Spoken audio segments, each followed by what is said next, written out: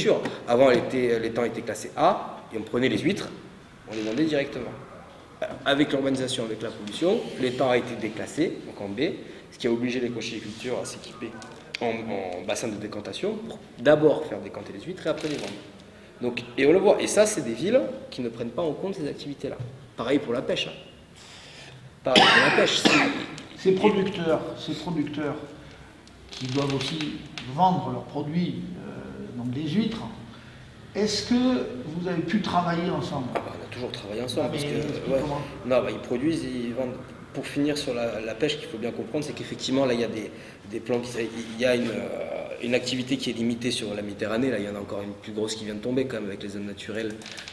75% quasiment de la mer Méditerranée va ne plus être utilisable. C'est le nouveau plan pour les océans. Alors, je ne l'ai pas étudié en détail encore, mais ça va avoir un impact encore plus fort sur la pêche et sur toute la filière pêche qu'il va y avoir. Parce que la pêche, on va chercher le poisson, mais il y a toute la filière aussi où on vend le poisson. Via les criées départementales, où c'est transformé, les métiers, etc. Donc ça va avoir un impact sur l'économie. Ça, je ne sais pas. Le problématique qu'on a, c'est que l'Union européenne est très éloignée de ce qui peut y avoir du terrain, notamment la Méditerranée. Elle va traiter l'océan, mais elle ne va pas traiter ce point spécifique des pêcheurs méditerranéens qui ont quand même fait des efforts grands et importants en travaillant avec Fremer, en travaillant avec les scientifiques, pour essayer justement d'avoir cette activité de pêche conservatrice de la ressource. En même temps, c'est leur ressource, c'est leur principale ressource, donc ils la conservent et ils travaillent à la conserver. Il y a peut-être eu des abus dans le passé par méconnaissance, mais là on voit que le métier s'était posé les questions, donc c'est vrai que l'arrivage de ces lois-là sont brutales, je trouve. Voilà. Il y a une importance forte à ce que la profession prenne conscience de cette ressource, mais ça ils ont pris conscience, mais on vient frapper sur les pêcheurs avec cette démarche brutale, mais on ne s'est jamais attaqué au réchauffement climatique, on ne s'est jamais attaqué aux ponctions d'eau de plus en plus grandissantes, pour d'autres choses qui amènent moins de plancton et donc qui ont atteint. Et en fait, les pêcheurs servent de variable d'ajustement. Et on leur parle, ils sont tout à fait d'accord pour avoir une pêche responsable. Mais là, ça devient trop dur, quoi, ce qui tombe dessus. Donc il y a eu effectivement tous ces bateaux et ce plan de sortie de flotte. Il y a eu des bateaux très importants, m'a-t-on dit, qui ont été fendus en deux, gaspillage, quoi. C'est un plan de sortie de flotte, c'est-à-dire que les bateaux, en gros... Ça, les gens ne le savent pas, moi je ne le savais pas. Ouais. Un plan de sortie de flotte, c'est quand il y a une activité qu'on juge plus périn ou qu'on ne peut pas aider ou alimenter, mais on propose aux pêcheurs de sortir leur bateau de la flotte, donc de le vendre et de le détruire, je pense, je ne suis pas un grand technicien, mais en gros de cesser leur activité, on rachète leur bateau, il y a des financements qui sont faits, et ils sortent, et on limite la flotte à un nombre de bateaux. Après, c'était par rapport au nombre de jours de mer, après pour partager. Quel gaspillage, en tout cas, un bateau qui disparaît, une entreprise de pêche qui disparaît, c'est de nombreux emplois qui disparaissent, donc oui. Donc oui, il faut veiller à ça.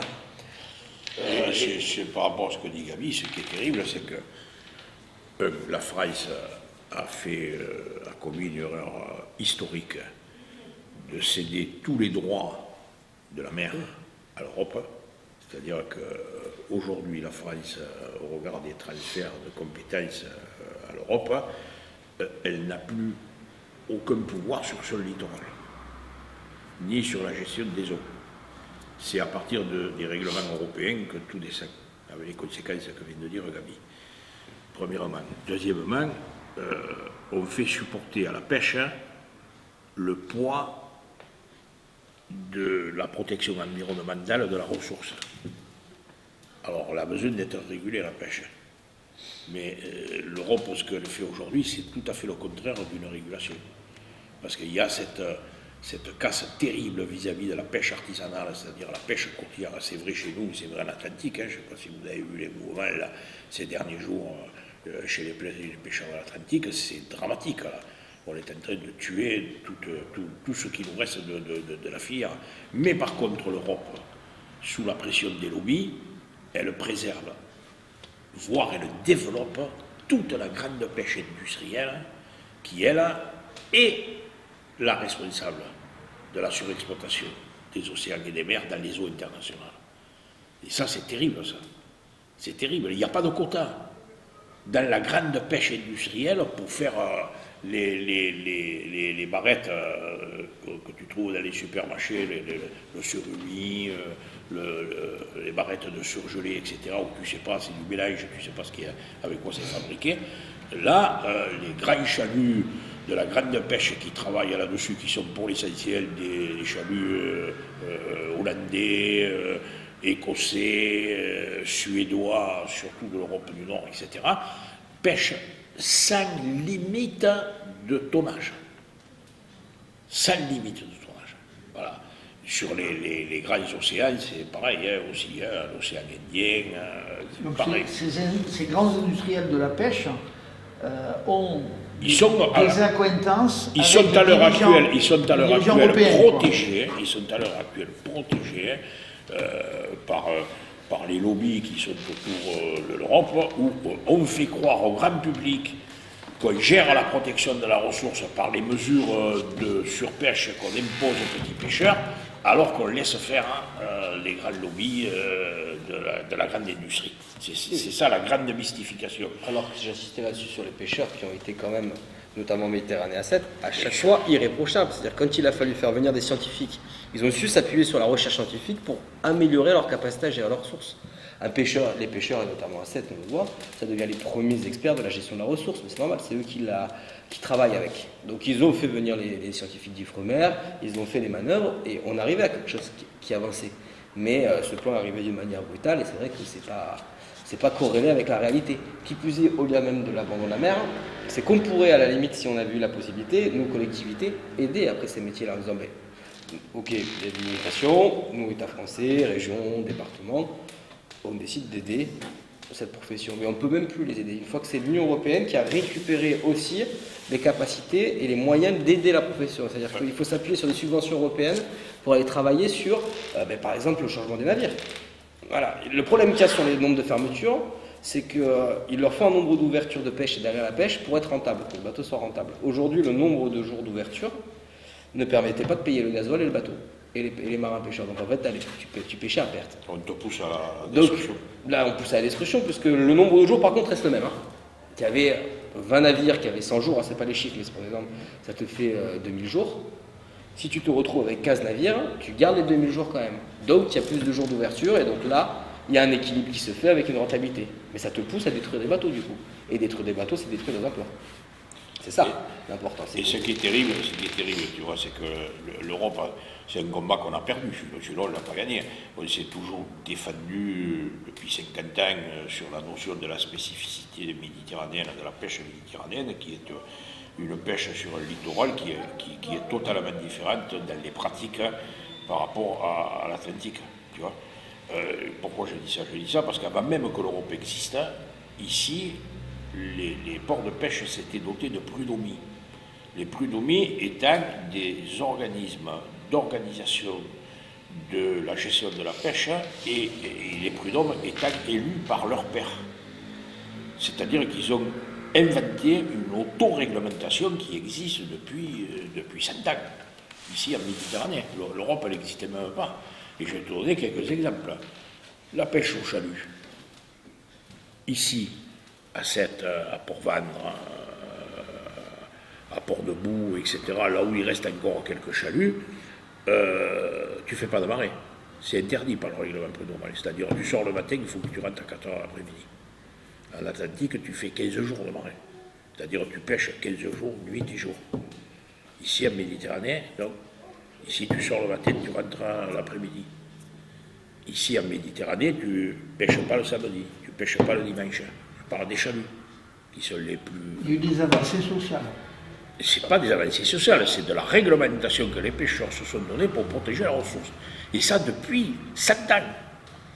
Parce qu'ils ont considéré que le plateau du golfe du Lion que nous avons devant ne permettait pas d'avoir un effort de pêche plus important que ça. Et tu vois, cette autoréglementation, Bruxelles l'ignore totalement. La pêche à l'anguille, qui a fait beaucoup de mousse, etc. Aujourd'hui, on est sous le coup d'une interdiction totale de pêche. Or, ici, en Méditerranée, on ne pêche pas la civelle. Les règlements prud'homaux interdisent la pêche à la civelle. Moi, je l'ai fait l'anguille, donc je connais ce métier. La civelle, c'est la petite anguille, c'est le naissain, si tu veux mieux, c'est-à-dire l'anguille qui vient de naître. Donc en Atlantique, c'est le caviar, il y a y compris une fraude énorme là-dessus qui alimente l'agroalimentaire des pays nordiques, parce qu'eux, ils sont très friands de la civelle. Nous, en Méditerranée, on ne la pêche pas, parce qu'on considère qu'il ne faut pas pêcher la levée pour protéger, etc. Bruxelles ignore totalement ça. Alors justement. Il ignore totalement. Tu vois, c'est ça, cette spécificité d'une autoréglementation que les pêcheurs se sont donnés pour protéger la ressource, ce n'est absolument pas reconnu. Et puis Bruxelles ignore, et les ministres des gouvernements en place ne se sont pas battus, n'ont pas bougé à iota pour ça. Justement, comme il va nous falloir conclure, il y a donc un problème social, un problème écologique et un problème démocratique. Ouais. Vous, en manière de conclusion, je vais la faire la conclusion. Et même si vous avez tous les deux des derniers mots à dire, comment vous voyez le combat, puisque vous avez tous les deux dit tour à tour qu'il fallait que les gens s'en emparent, l'ensemble des travailleurs, l'ensemble des populations, même des jeunes. Comment vous voyez à transmettre ça aujourd'hui à ceux qui vous regardent là? Déjà en prenant la parole. Hein. D'ailleurs, en prenant la parole, c'est un des rôles en tant qu'élu, hein, parce que là on parle en tant qu'élu, parce qu'on peut transmettre le combat sans être élu. Hein. Combien il y a de militants associatifs qui portent ces combats-là, combien il y a de militants de collectifs ou même de groupes non institués qui portent ces combats-là, mais ils le font aussi, c'est tout d'abord en prenant la parole. Dès qu'on peut prendre la parole sur ce thème-là, il faut, à un moment donné, c'est notre métier, c'est-à-dire qu'on parle. On parle, on expose aux gens, on va devant les gens, on leur dit voilà, il y a ce problème, par voie de presse, par voie de collectif, par voie de rassemblement. Et il faut, enfin moi en tout cas comme élu communiste, je me le mets un peu comme point d'ordre. C'est une des leçons que j'ai appris de François, c'est que là où il y a un rassemblement, là il y a un mouvement populaire, il faut que les élus y soient, et il faut que les élus écoutent déjà, parce que c'est de là où tu te nourris. Et si en plus on peut prendre la parole pour apporter quelque chose, et bien en tant qu'élu, c'est notre responsabilité, puisqu'on mène des combats politiques, c'est notre responsabilité d'y être et d'apporter notre pierre à l'édifice. Par la prise de parole, par l'aide à la mise en relation. Et voilà. Et après, pour donner envie, ben c'est ça, prendre la parole dès qu'on peut, essayer d'être le plus clair possible et le plus pédagogique possible. C'est de mener des campagnes électorales aussi. Hein. Moi, je suis friand des campagnes électorales. Hein. C'est un moment qui est de débat, c'est un moment de conflit, c'est un moment d'explication, de clarté, ça devrait l'être. Hein. Des fois, ça l'est de moins en moins quand on voit les législatives comme ça pu se passer des fois. Mais en tout cas, ces moments d'élection... les élections qu'il peut y avoir, c'est un moment important aussi pour amener les gens. Parce que c'est ce temps aussi où on présente notre programme, on présente nos idées. Et puis dès qu'il y a une lutte, il faut y être pour pousser, amener, en discuter avec les gens. On vient de voir qu'il y avait des enjeux locaux, des enjeux régionaux,